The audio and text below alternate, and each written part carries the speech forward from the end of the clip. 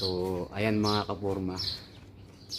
Habang naka-quarantine kami rito, ganito yung daily routine ko lang rito sa loob ng compound namin dito.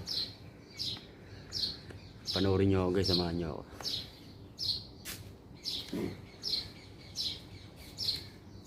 Una natin gagawin ay yung basic muna.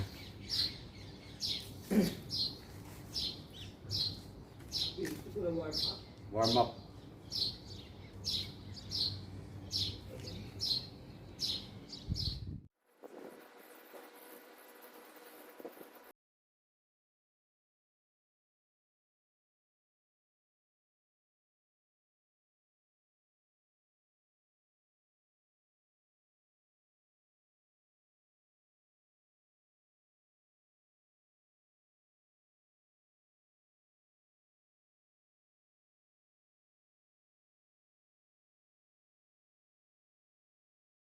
Mga kaporma, tapos na yung warm up.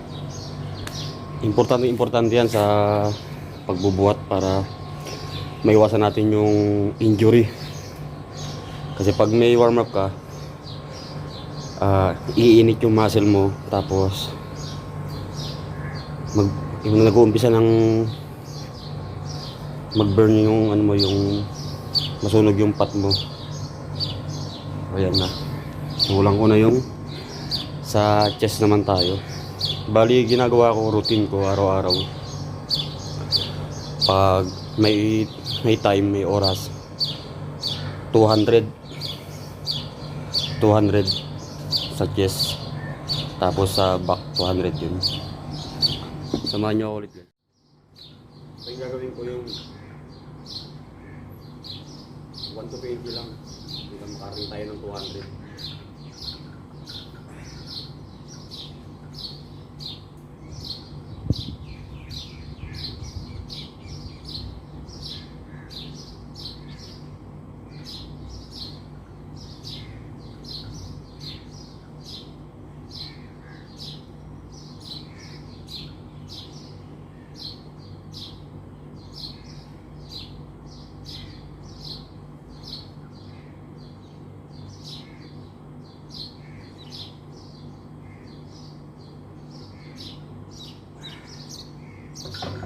Order rin to, mga kaporma.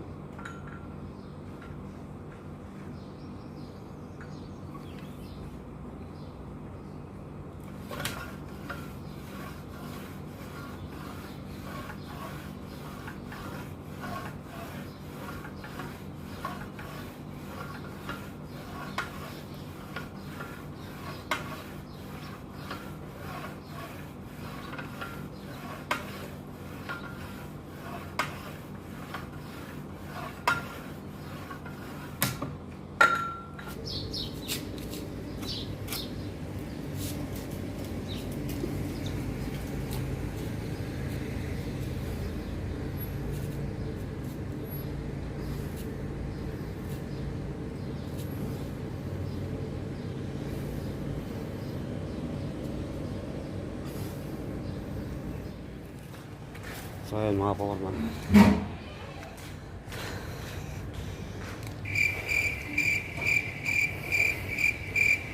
Isang tip lang po pag nagbubuhat kayo para maiwasan nyo yung injury.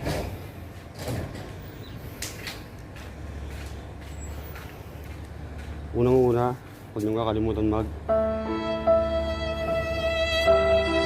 tawag dito,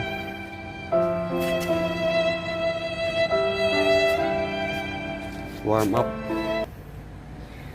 Huwag nyo kakalimutan mag-warm up para yung mga muscle nyo magkabila, tsaka yung lahat uminit, tapos yung muscle nyo hindi na siyang aakyat, tapos yung dugo nyo magme-maintain na sa muscle nyo. Tapos pangalawang tip pag nagbubuhat, kasi maraming nagbubuhat na pag nasa gym marami yung pahinga.